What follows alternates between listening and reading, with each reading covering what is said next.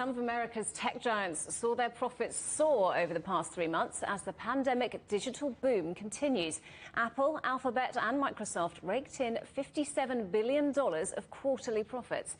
Apple's profits nearly doubled as people bought pricier 5G phones. Let's talk now to Rob Kniaz, who's a founding partner at Hoxton Ventures, a technology venture capital firm. Thanks very much indeed for joining us on the programme today, Rob. So these are great results for tech companies. They all have their own story, of course, but why are they doing so well overall?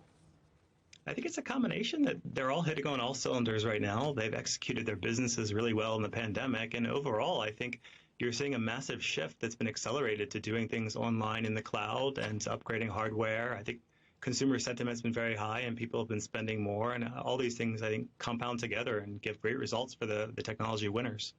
So you say a shift online. How much do you think this new reliance on online activity and technology will last as we begin to emerge from the pandemic?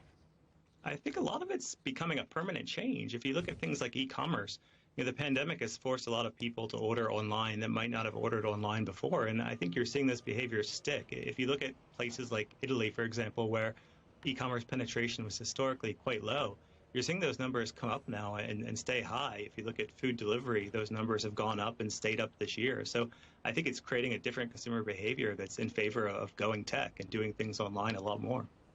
So we're looking at some incredible results here, $57 billion of quarterly profits from Apple, Alphabet and Microsoft.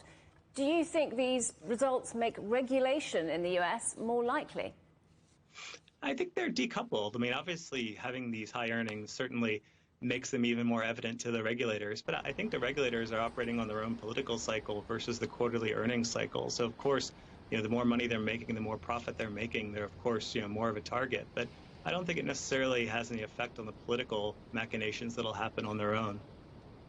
Let's focus on Apple for a moment, because that's a company that is heavily reliant on using microchips. So what impact is the global chip shortage having?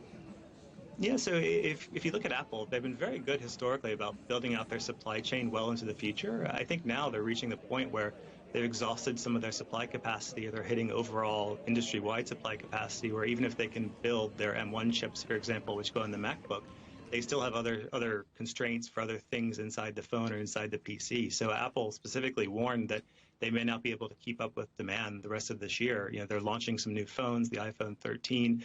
So I think no matter what, they're going to have problems sourcing different parts of the components. Even if their core chips are available, there's still going to be things they're going to have trouble sourcing, even though they've bought out supply in some cases for years in advance with some of the factories. And we saw hardware sales rise during the pandemic with more people working from home, but can that last? Yeah, again, I think there's a wave of refreshes happening now. If you think about 5G, a lot of people have been holding off buying a new handset because 5G wasn't widely available. Now you're seeing that come into play, where folks that might have held off a cycle or two are now having a reason to upgrade their phones. Before, between like the 11 and 12 iPhones, there wasn't a huge difference. Now you can point to the 5G as being a factor. Same thing with PCs as well, that people are working from home, they're continuing to work from home, they're buying better equipment, or they're realizing they need to upgrade equipment, and then especially on the Mac front, the newest chips, the M1 chips, have been very well received, and I think folks have been holding off buying a new PC for a while. The M1 has been a factor to upgrade that Macintosh. Rob Kniaz from Hoxton Ventures, thanks very much indeed for talking to us today.